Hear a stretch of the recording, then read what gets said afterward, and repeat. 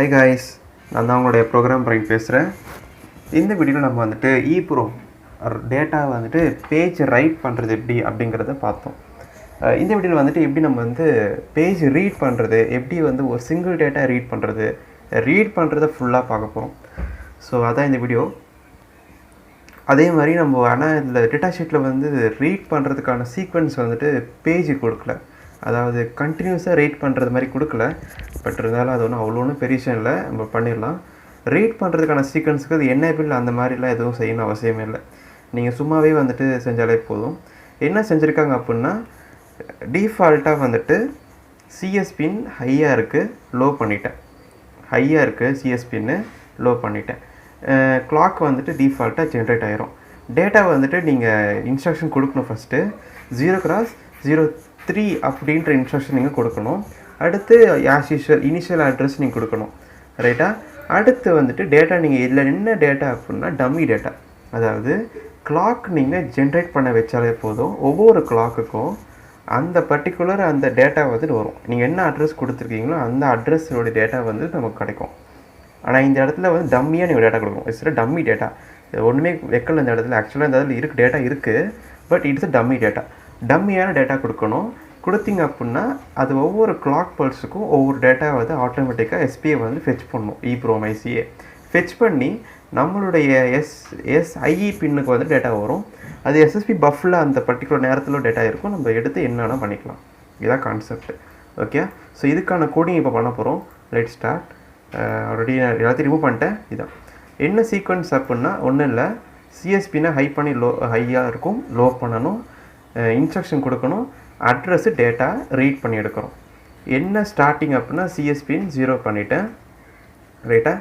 SSP puff equal to என்னென்னா 0x03 அப்படிங்கிறது தான் வந்துட்டு ரீட் பண்ணுறதுக்கான இன்ஸ்ட்ரக்ஷன் அட்ரஸ், இன்ஸ்ன்னு போடுறோம், இன்ஸ் அட்ரஸ். ஓகேவா? அப்புறம் வைலு SSP IF ஈக்குவல் டு 0. அது உங்களுக்கு ஆல்ரெடி தெரியும் என்ன மீனிங்ட்டு. 1 hour வரைக்கும் வெயிட் பண்ணுறேன்.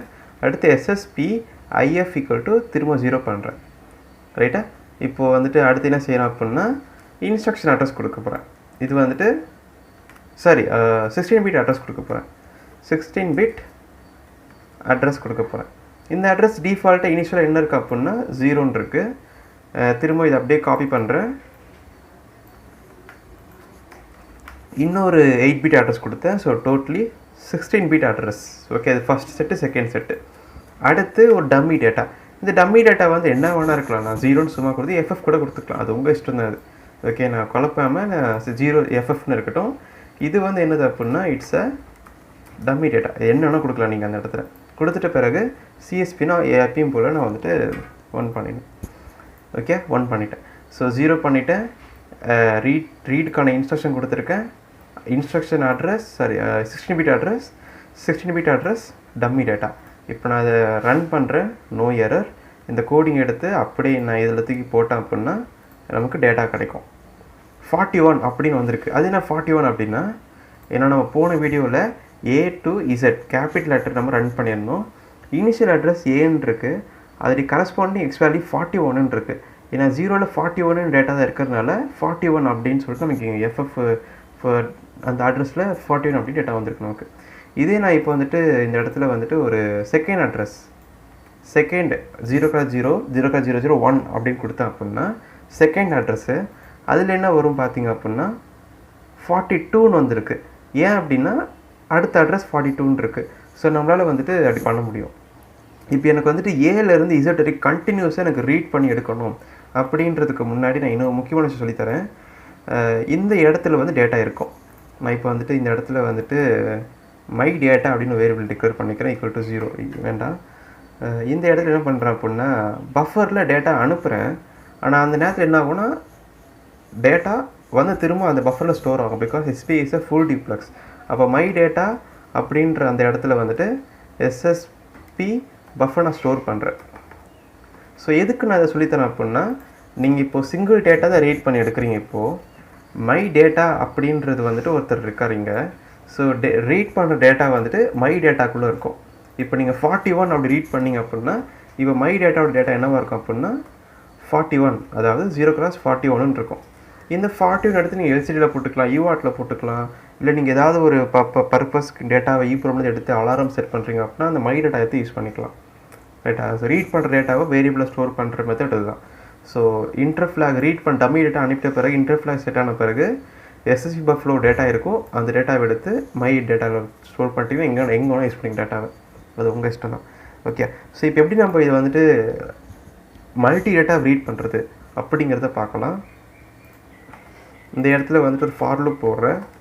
ஃபார் லூப் i = 0 ஆல்ரெடி நம்ம அதுக்கு பண்ணது தான். 26 ஏன்னா அது 26 லெட்டர் தானே இருக்குது, 27ன்னு போட்டுக்கலாம். சாரி அங்கே 5 தானே இருக்கும், 26னே போட்டுக்கலாம், கரெக்டாக இருக்கும். i++. ரைட்டா? இந்த இடத்துல எப்பயும் எஃப்எஃப்னு இருக்கட்டும், தப்பு இல்லை, இப்படி போட்டுக்கிறேன். இப்போ நான் இந்த கோடிங்கை சும்மா ரன் பண்ணி பார்த்தேன் அப்படின்னா 0லேருந்து 26 அட்ரஸ் அதெல்லாம் வந்துட்டு இந்த ஒரு ஃபங்க்ஷன் ரீட் பண்ணும். ரைட்டா? இப்போது ரன் பண்ணி காட்டுறேன். தெரியுதா உங்களுக்கு? எஃப்எஃப்னு வந்திருக்கு. ஆனால் எஃப்எஃப்னு வந்துட்டு இருக்கும்போது கரஸ்பாண்டிங் டேட்டா என்ன வந்துருக்குன்னா 42, 43, 44, 45 A to Z வரைக்கும் வந்துடுச்சு. தெரியுதா உங்களுக்கு? F5A வரைக்கும் வந்திருக்கு. எக்ஸ்ட்ரா வந்துருக்கு, அது பரவாயில்ல. 5A வந்திருக்கு. ஸோ எப்படி நம்ம இதை வந்துட்டு ஒரு அரேயில் ஸ்டோர் பண்ணுறது அப்படின்னா அதையும் நான் சொல்லித்தரேன். மை டேட்டா இப்போ வந்து அரே வாக்கிடலாம். அது வந்து எப்படி சொல்கிறது, ஒரு 13 வச்சுக்கலாம், அரே சைஸ் வச்சுக்கிட்டேன். இந்த இடத்துல வந்துட்டு my data of i = SSP buff. பஃப்பில் இருக்க டேட்டா ஒவ்வொரு வாட்டி ரீட் பண்ணுற டேட்டாவும் இந்த அரேயில் ஸ்டோர் பண்ணு அப்படின்னு சொல்லிட்டேன் அப்படின்னா அரேயில் வந்து ஈப்ரோமில் ரீட் பண்ண டேட்டா வந்து அரேயில் ஸ்டோர் ஆயிடுச்சு இப்போ. ஸோ இவ்வளோ தான் கான்செப்ட். ரைட்டா? ரீட் ஆயிடுச்சு. இப்போ அரேயில் டேட்டா இருக்கும். இப்போ அதனால் அது எதுவும் யூஸ் பண்ண முடியாதனால அப்படியே இருக்கட்டும். ஆனால் நம்ம அதை எப்படி வேணால் யூஸ் பண்ணிக்கலாம். எல்சியில் போட்டுக்கலாம், அது உங்கள் இஷ்டம் தான். அது நீங்கள் எப்படி வேணால் இந்த அரேவை நீங்கள் யூஸ் பண்ணிக்கலாம். ஸோ இப்போது டேட்டா ரீட் பண்ணி ஒரு அரேயில் ஸ்டோர் பண்ண சொல்லி கொடுத்துட்டேன். ஸோ இந்த கோடிங் வச்சு அடுத்து என்ன செய்யலான்றதை நம்ம அப்புறம் முடிவு பண்ணலாம். ஸோ இவ்வளோ தான் கான்செப்ட். ஸோ ஈப்ரோம் யூஸ் பண்ணி நீங்கள் இப்போ ரைட் பண்ண கற்றுக்கிட்டீங்க, ரீட் பண்ண கற்றுக்கிட்டீங்க, பேஜ் ரைட் பண்ண கற்றுக்கிட்டீங்க. ஸோ SPI EEPROM எனக்கு தெரிஞ்சு இதோட முடிஞ்சிருச்சுன்னு நினைக்கிறேன். ஸோ வேறு ஏதாவது ஐடியாஸ் இருந்தது அப்படின்னா கண்டிப்பாக நான் நெக்ஸ்ட் வீடியோவில் போடலான்னு இருக்கேன். மேக்ஸ் ஐசி போடலான்னு இருக்கேன். அடுத்து அனலாக், அடுத்து I2Cs போடுவேன். ஸோ இந்த வீடியோ உங்களுக்கு பிடிச்சிருந்ததுன்னா லைக் பண்ணுங்கள், ஷேர் பண்ணுங்கள், சப்ஸ்கிரைப் பண்ணுங்கள். And until then, bye from Program Brain and have a nice day guys. Bye.